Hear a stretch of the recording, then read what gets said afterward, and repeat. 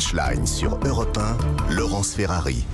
On se retrouve dans Punchline sur Europe 1 avec Jean-Claude Dacier, François Pupponi, député, et avec Patrick Caram, qui est conseiller politique de Valérie Pécresse. La campagne électorale, on est à 19 jours du premier tour. Elle se déroule, tant bien que mal. Marine Le Pen, aujourd'hui, a présenté le chiffrage de son projet. Écoutez-la. Quand on n'a rien à dire, on dit le Rassemblement national et puis la candidate qu'ils soutiennent, Marine Le Pen, tout ça c'est pas sérieux, c'est n'importe quoi.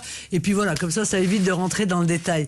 Mais c'est un peu juste maintenant. Je pense que, encore une fois, l'effort de chiffrage que nous avons fait sans avoir, évidemment, les capacités de Bercy, qu'a sûrement Emmanuel Macron, mais vous voyez que sur les retraites, je crois que le chiffrage est tout à fait, là encore, raisonnable. L'intégralité des mesures à destination des jeunes sont chiffrées. L'intégralité des mesures à destination des familles sont chiffrées. La réforme de la fiscalité sur les successions, c'est très facile à chiffrer. Il ne faut pas se suffire, encore une fois, de propos qui sont en réalité plus des anathèmes que des analyses de notre projet.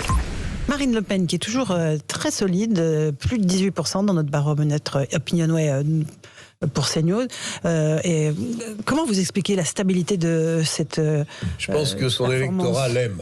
Celui qui l'aimait moins ou qui avait d'autres ambitions peut-être est parti déjà, notamment chez Zemmour. Peut-être pas seulement, mais notamment.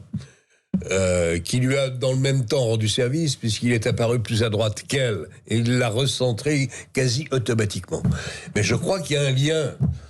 D'abord, elle est couturée de partout, elle a eu des cicatrices dans tous les sens. Elle en est à sa troisième candidature. Moi, je suis le premier à reconnaître m'être complètement planté, puisque après son débat calamiteux, je pensais que sa carrière politique était derrière elle. Elle est en train de démontrer le contraire. Elle fait globalement, je pense, tout le monde le reconnaît, plutôt une bonne campagne. Pour autant, est-ce qu'elle est éligible ? Alors, je vais m'accrocher à ma deuxième thèse modeste et que je partage avec beaucoup. Je pense que lorsqu'on s'appelle Le Pen, pour être présidente de la République, c'est probablement impossible. Mais elle peut me donner tort, encore une fois, j'y crois pas trop pour être honnête. Reconnaissons quand même qu'elle a tenu le choc, et Dieu sait qu'elle en a pris encore sur cette campagne. Elle est à combien ce soir ? 18, 19, 20 18, voilà. Bon, elle va probablement, sauf si les sondages se sont complètement plantés, ce qui peut leur arriver, mais enfin, quand même, c'est un outil fiable.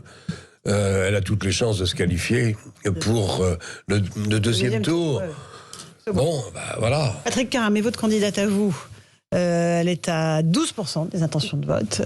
Pareil, comment est-ce qu'elle peut remonter sur je pense que le podium ? pour l'instant encore, les votes ne sont pas totalement cristallisés. Donc il y a toujours une voie, elle est étroite, mais il y a encore une voie pour qu'elle puisse remonter, parce qu'elle fait la démonstration qu'elle a le projet et le programme le plus solide, à tel point que ça oblige le président de la République, qui n'a pas d'idée, ça l'oblige à l'appuyer et en plus à se remettre en question sur tout ce qu'il a fait dans le passé, c'est-à-dire qu'il y a des sujets qu'il avait évacués ou sur lesquels il s'était prononcé contre, par exemple le nucléaire, il se réengage sur le nucléaire. On peut dire la même chose sur toute une série de sujets. Mais ce que je peux dire, c'est que Valérie Pécresse montre... Pardon, mais je vais vous dire, il y a deux femmes, vous parlez de Marine Le Pen, elle est passée entre les gouttes. La vérité, c'est qu'il y a eu quelques départs. Il y a des gens qui ont été rejoindre Zemmour. Sa nièce, Marion Maréchal Le Pen, ça lui a permis de montrer qu'elle était victime. Elle a joué la carte affective. Elle joue la carte souriante, humaine, quelqu'un de sympa.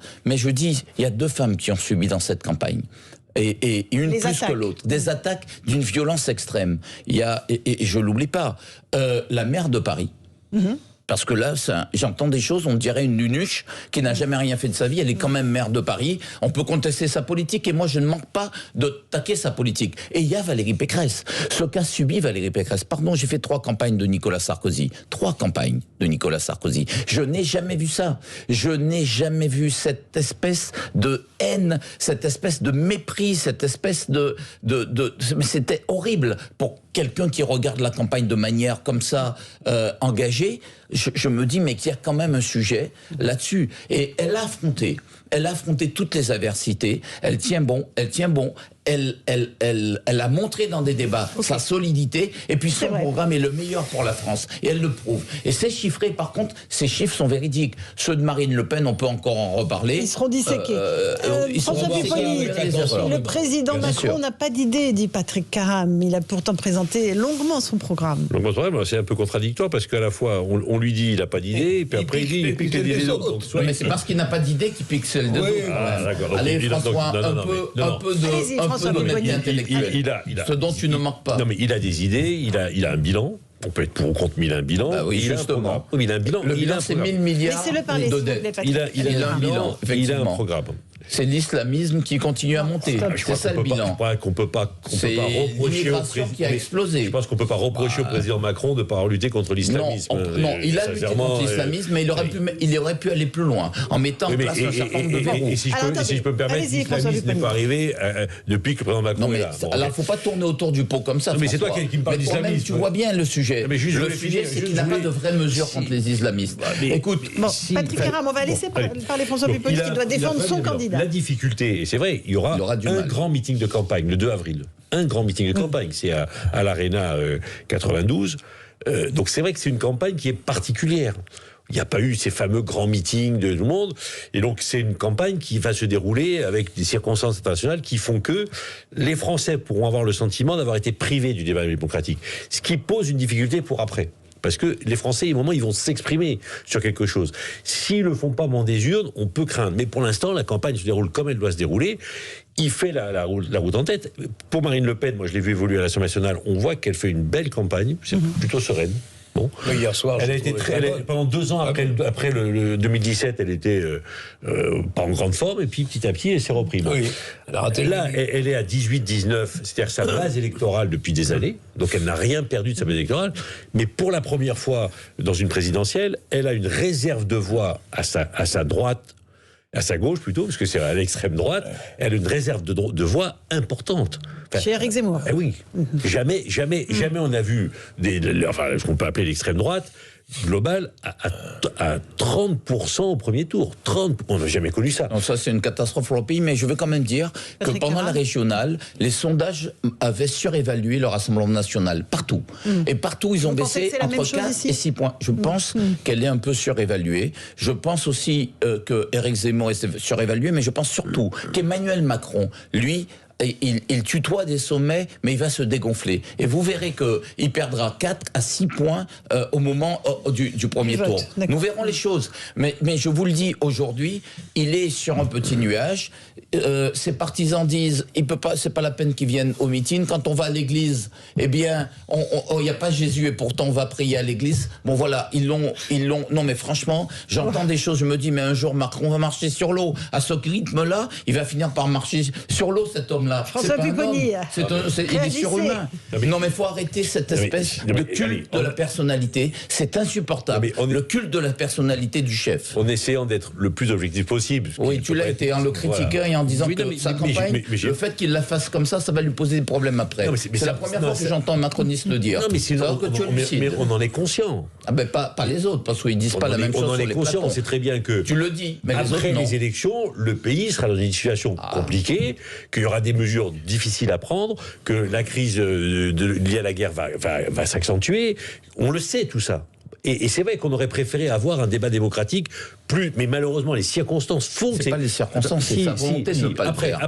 Après, si je peux me permettre, ce que disent les Français, on essaie de les écouter aussi, ce que disent les Français, c'est qu'ils voient quelqu'un qui est dans une gestion de crise et qui dit, il fait le job. Il fait... bien ou mal, mais il fait le job. Il essaye de faire le maximum. Et les gens nous disent, bon, nous, on va voter pour lui parce que, sincèrement, bon, il a pas eu des situations faciles avec le Covid, dans la guerre, et il fait le job.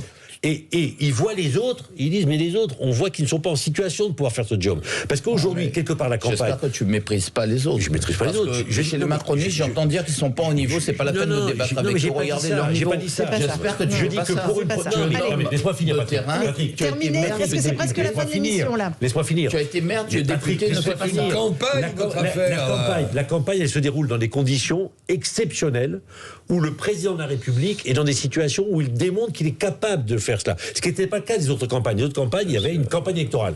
Là, il est sur un front de guerre. Lequel? Pourquoi il y a la guerre en France? Mais il y a la guerre en France. Il y a la guerre en Europe. Il y a la guerre en Europe. Non, il y a la guerre en Europe. La guerre. Non, mais par et contre, les Français se disent bien, on voit bien qu'il est capable d'être au niveau. Non, mais attends. Peut-être Jean-Claude, vous voulez dire un dernier mot pour conclure, parce que là, il nous reste une minute. Je dirais pas que le président a de la chance, parce que connaître, encore une fois, la guerre d'un autre temps, des années 60 en Europe, c'est vrai que ça a surpris tout le monde, même si les Américains nous avaient annoncé la couleur, on n'y croyait pas à l'époque. Mais c'est vrai que la chose la plus banale qui soit, c'est on ne change pas de cheval au milieu du quai. Oui, mais ça, vrai mais bien sûr que si, cher ami. Quand vous avez une situation qui fait peur aux Français, que ce soit, il y a quelques semaines, le Covid qui est en train de repartir en prime, et que ce soit aujourd'hui une guerre qui est menaçante, que vous le vouliez ou non, ça... Supprimons l'élection et proclamons Macron victorieux. Mais allons-y comme ça. Ça ne veut pas dire qu'il est réélu automatiquement, mais la configuration n'est pas... un peu compliqué. C'est Macron la poisse, parce qu'on a eu les gilets jaunes, on a eu la Covid, on a l'Ukraine. Mais je crois qu'il ne peut pas être responsable de tout, il ne faut pas exagérer. Allez, merci à tous les trois d'avoir participé à Punchline. J'ai un petit mot à vous dire. Quelle France, quelle Europe demain? C'est la grande thématique du grand oral de la présidentielle à laquelle les candidats à l'élection vont tenter de répondre lors d'un événement organisé par Europe 1 Paris Match et le JDD. Ça se passe lundi à 18h sur les sites internet d'Europe 1 Paris Match et le JDD, ainsi que sur toutes les plateformes. Et vous pouvez vous inscrire maintenant sur le site europe1.fr pour poser vos questions. Merci à tous les trois. Mon cher Jean-Claude, je vois que vous avez bien noté ce que j'ai dit. Oui. Vous pouvez vous inscrire sur le site europe1.fr. Là, j'ai écouté une campagne très vive, très forte. François Pupponi, Patrick Caram, merci à vous. Bonne soirée sur Europe 1. Après les infos, ce sera Mouloud Achour pour Verveine Underground. Bonne soirée. Europe 1, 18h-20h. Punchline, Laurence Ferrari.